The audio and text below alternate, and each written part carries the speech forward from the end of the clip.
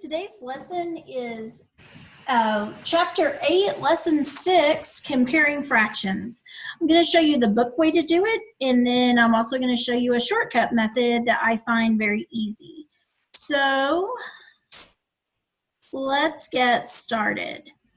Here is a copy of what you have in your book on page 583. On page 583, it says Trevor made 2 out of 3 goals and Tyler made 5 out of 6. So remember, out of means divided by, and you can write division as a fraction. So 2 out of 3 means 2 over 3, or 2 divided by 3, 2 out of 3, and Tyler made 5 out of 6.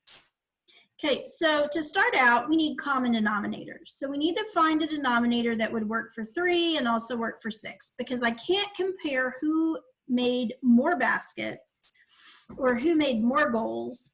I can't tell that when these denominators are different. I need them to be the same.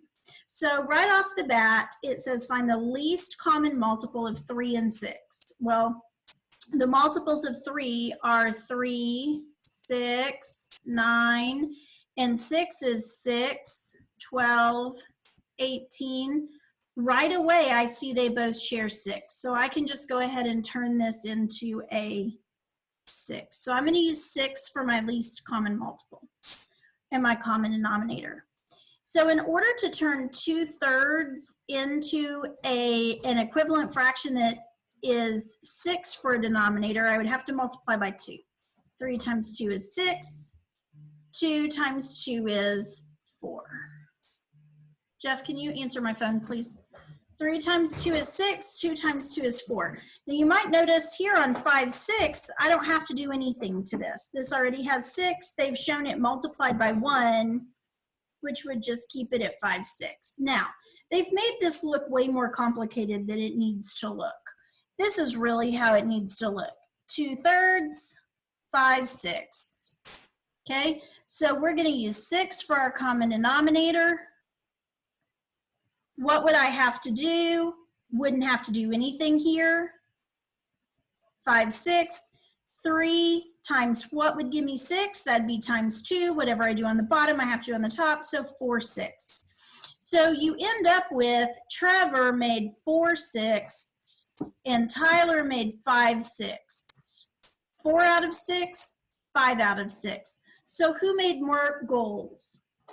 Well, 5 is more than 4, so Tyler made more goals at 5 6ths.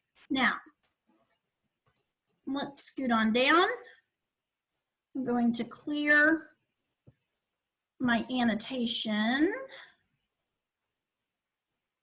Clear my annotation here.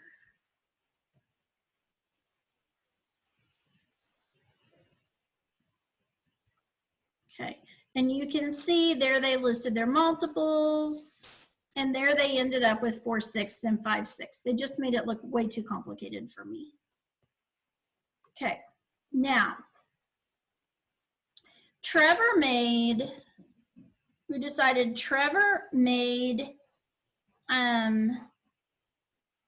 6ths, and that's less than, you see the less than sign there, 5 6ths.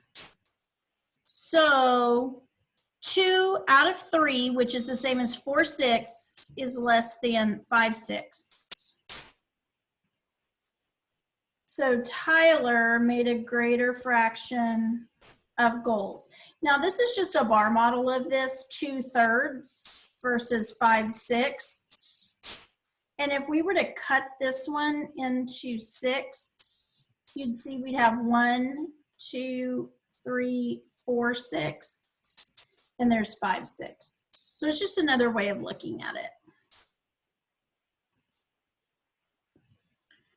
Come on, eraser. There we go. All right, so there it is filled in for you.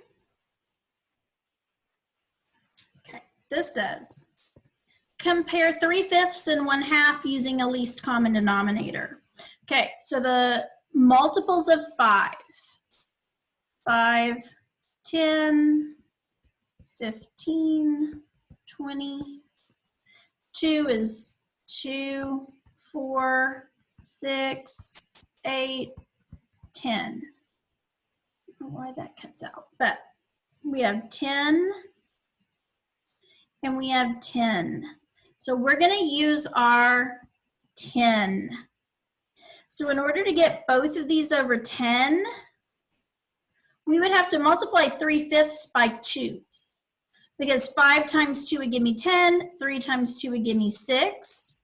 And we would need to multiply the 1/2 by 5 because 2 times 5 is 10, 1 times 5 is 5. So my common denominator fractions would be 6/10 and 5/10. Go ahead and erase this for you so it doesn't show up on the next page. There we go.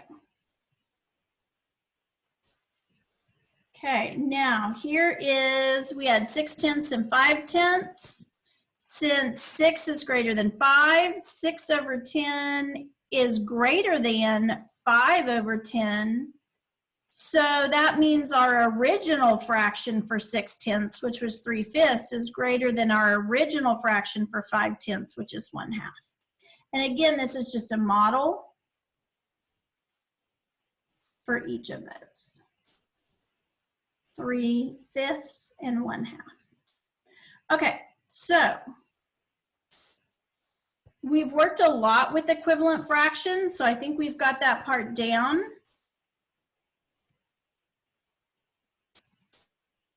And I can show you an easier way to do this. Okay.